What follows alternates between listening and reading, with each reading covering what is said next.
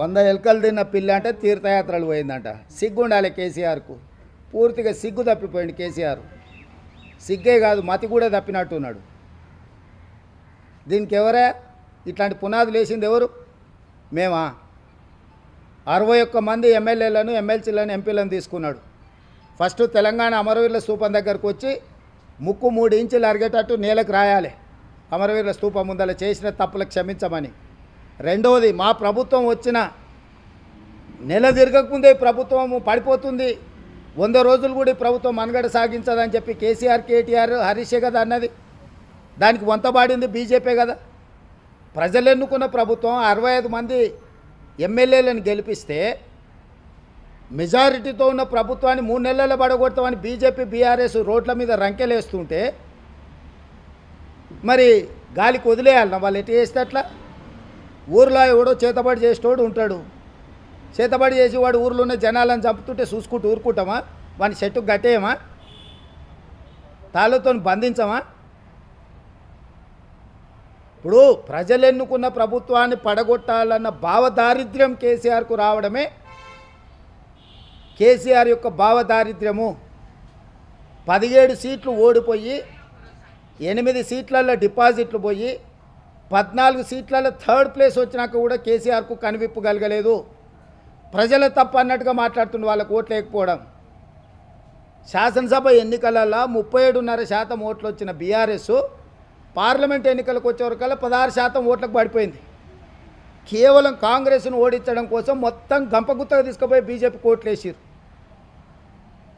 సిరిసిల్లలో BJP first వస్తుందా కేటీఆర్ కాన్స్టిట్యున్సీలో? సిద్దిపేటలో బీజేపీ, బీఆర్ఎస్కు సమానంగా ఓట్లు వస్తాయా కాంగ్రెస్ను దెబ్బతీయడానికి?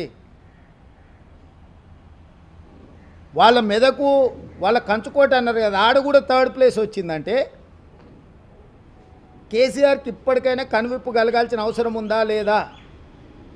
మొన్నటి వరకు గేట్లకు రాని అని ఎమ్మెల్యేలను పిలిచి భోజనాలు పెట్టే కాడికి వచ్చింది.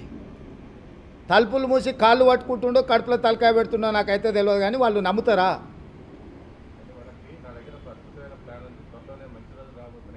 గదే గిది పోయి మోడీ కాళ్ళు పట్టుకుంటాం, కడుపులో జోరుతాం, కాళ్ళ సందులో దూరుతాం, ఈ ప్రభుత్వాన్ని పడగొడతాం. ఇదే కదా, ఈ పనికిమాలిన ఆలోచనలే కదా. ప్రతిపక్ష నాయకుడికి అసెంబ్లీకి రమ్మంటే రాడు, రాష్ట్ర అవతరణ దినోత్సవాలకు ఆహ్వానిస్తే రాడు. రాష్ట్ర అవతరణ దినోత్సవాలలో ప్రతిపక్ష నాయకుడు మాట్లాడడానికి మైక్ ఇవ్వాలంట. సిగ్గునాదా? ఎక్కడన్నా భారతదేశంలో ఎక్కడైనా ఈ సాంప్రదాయం ఉందా? కనీసం రాష్ట్ర అవతరణ దినోత్సవాలకు 10 ఏళ్ళు మమ్మల్ని ఎప్పుడన్నా పిలువనన్నా పిలిచిండా?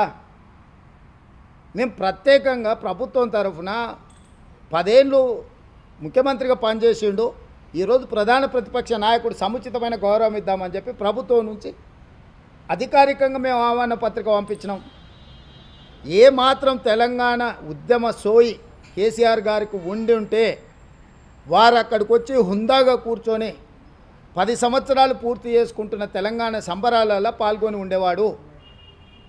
తెలంగాణ సంబరాలలో పాల్గొననోడు, ప్రజలు ఎన్నుకున్న తెలంగాణ ప్రభుత్వాన్ని కూలదోయాలనుకునేటోడు ఏ రకంగా ఆయన తెలంగాణ బాగా కోరుకుంటుండు అంటే స్వార్థము, దోపిడీ, కుటుంబానికి అన్నీ ఉండాలన్న కోరిక, ఇవన్నీ ఎల్లకాలము వాళ్ళని బతికించవు.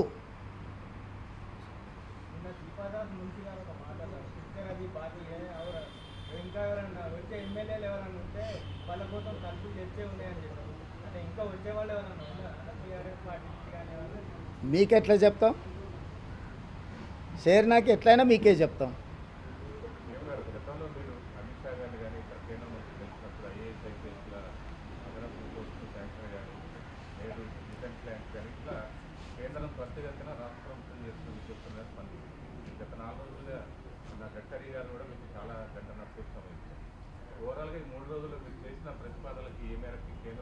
డెఫినెట్గా పాజిటివ్గా ఉంటుందని. ఇప్పుడు మీకు మన కంటోన్మెంట్ ఏరియాలో మనకి ఎలివేటెడ్ కారిడార్స్ ఉన్నాయి, అంటే రోడ్లు 25 ఏళ్ళ నుంచి పెండింగ్ ఉండే. మేము వచ్చినెంబడే రాజ్నాథ్ సింగ్ గారిని కలిసి అనుమతి తీసుకున్నాం కదా. చాలా వరకు కేంద్ర ప్రభుత్వం నుంచి రావాల్సిన నిధులు విడుదల చేయించుకున్నాం కదా. ఇప్పుడు కొత్త ప్రభుత్వం వచ్చింది, బడ్జెట్ పెట్టబోతున్నారు, ఫుల్ ఫ్లెడ్జ్డ్ బడ్జెట్లో రాష్ట్రానికి కేటాయించాల్సిన నిధులకు సంబంధించి ఎందుకు ఇంత హడావిడిగా మేము వచ్చినాం ఈరోజు? తెలంగాణ రాష్ట్రం నుంచి అన్ని శాఖలకు సంబంధించిన మంత్రులం ఢిల్లీకి వచ్చినామంటే తొందరలో కేంద్ర ప్రభుత్వము బడ్జెట్ పెట్టబోతుంది. మనం ప్రతిపాదనలు ఇస్తే మనకు నిధుల కేటాయింపు కోసం బడ్జెట్లో నిధులు కేటాయించే అవకాశం ఉంటుంది. కాబట్టి అందరు కేంద్ర మంత్రులను కలిసి విజ్ఞాపన పత్రాలు ఇచ్చినాం. తొందరలోనే ప్రధానమంత్రి గారిని, హోంమంత్రి గారిని కూడా కలుస్తాం. రాష్ట్రం యొక్క హక్కులను కాపాడడానికి కేంద్ర రాష్ట్ర ప్రభుత్వాల మధ్యలో ఒక సత్సంబంధాలను కొనసాగించాలని మా ప్రభుత్వం అనుకుంటుంది. రాజకీయాలు ఎన్నికలు వచ్చినప్పుడు కాంగ్రెస్ పక్షాన ఎట్లా కొట్లాడాలనో ఆ విధంగా